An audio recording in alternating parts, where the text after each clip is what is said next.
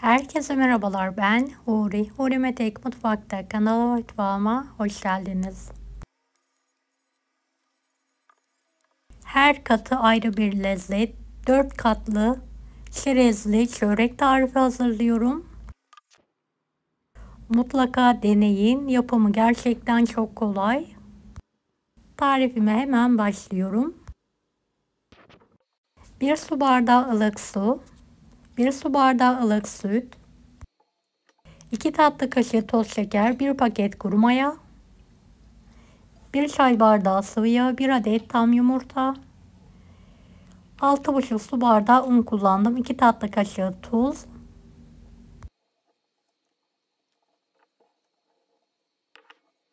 unu azar azar ekleyerek yumuşak, hafif ele yapışan bir hamur hazırlayalım.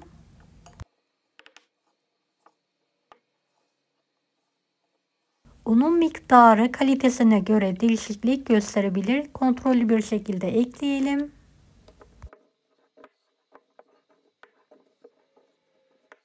Evet, gördüğünüz gibi hamuru toparladım. Üzerini kapatıyorum ve mayalanması için şöyle 1 saat kadar dinlenmesi için bekliyorum.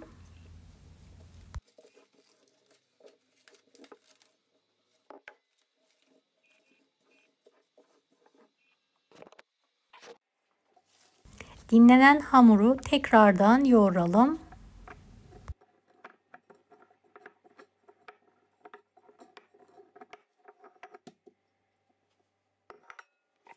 Tezgah üzerine alalım. 4 eşit bezeye keselim ve yuvarlayalım.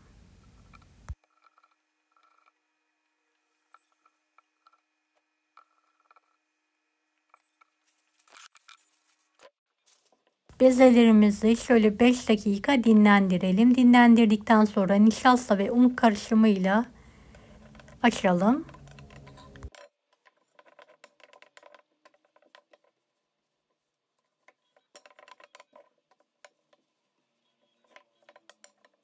Beni hangi ülkeden veya şehirden izliyorsunuz merak ediyorum. Yoruma yazarsanız sevinirim.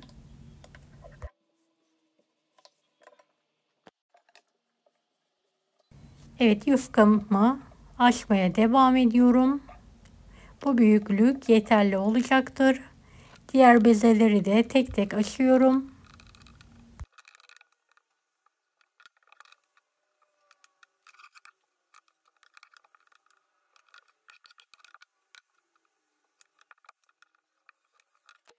...125 gram tereyağı, 1 çay bardağı sıvı yağında erittim. Üzerine bolca dökelim ve her tarafına gelecek şekilde sürelim.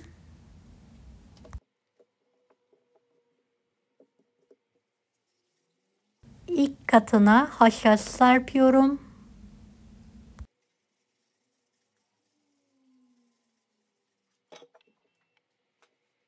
İkinci hamuru üzerine alalım. Tekrardan yağlayalım.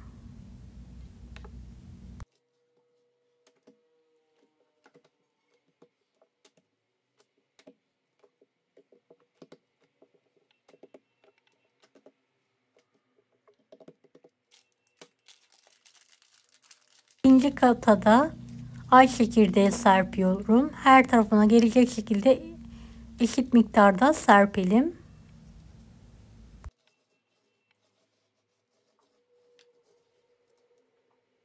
Üçüncü katı alalım ve tekrardan yağlayalım.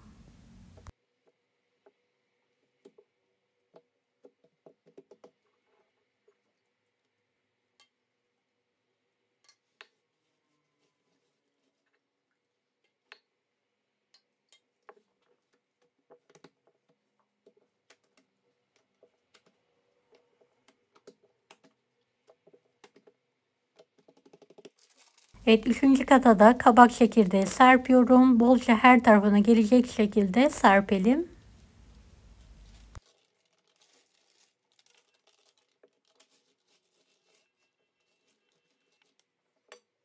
Dördüncü katı da yayalım ve tekrardan yağlayalım.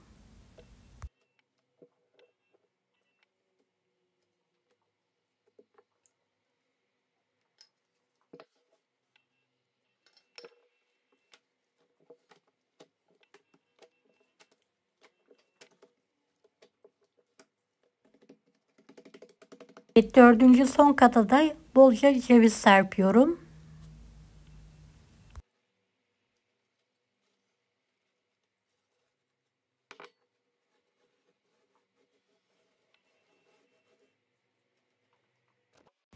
Evet, dörde katlayalım ve her kata mutlaka tekrardan yağ sürelim.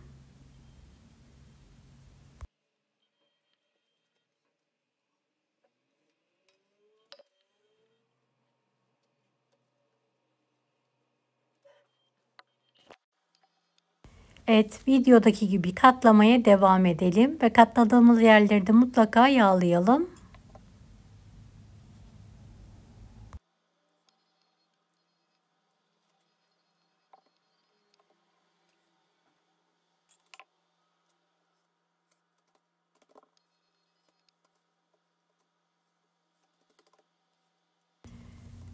Evet, üçüncü katı da katlıyorum.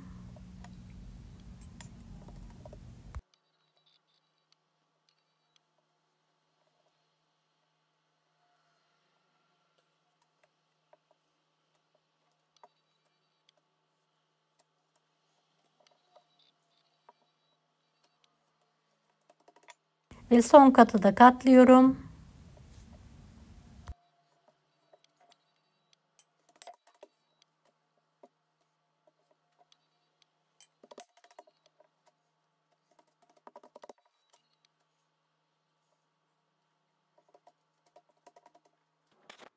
Evet, hamurumuzu şöyle fırın tepsisine alalım ve üzerini kapatarak 10 dakika dinlenmeye bırakalım.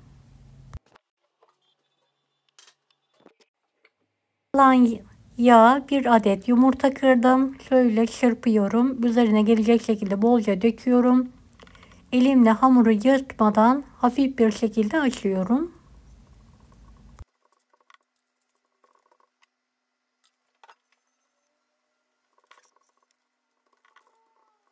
...160 dereceli fanlı fırında üzeri hafif bir şekilde pembeleşene kadar pişirmeye bırakalım. Evet, böreğim pişti, fırından çıkartıyorum. Evet, bir tepsiye alarak kendi halinde soğumaya bırakalım. Evet, benim vaktim olmadığı için ılık olarak dilimledim. Sizler soğuk olarak dilimleyin mutlaka.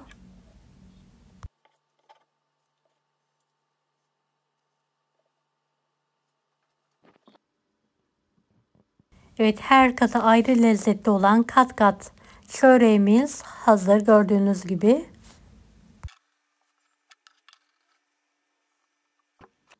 Şöyle yakından göstermek istiyorum. Çok lezzetli olduğu, mutlaka deneyin.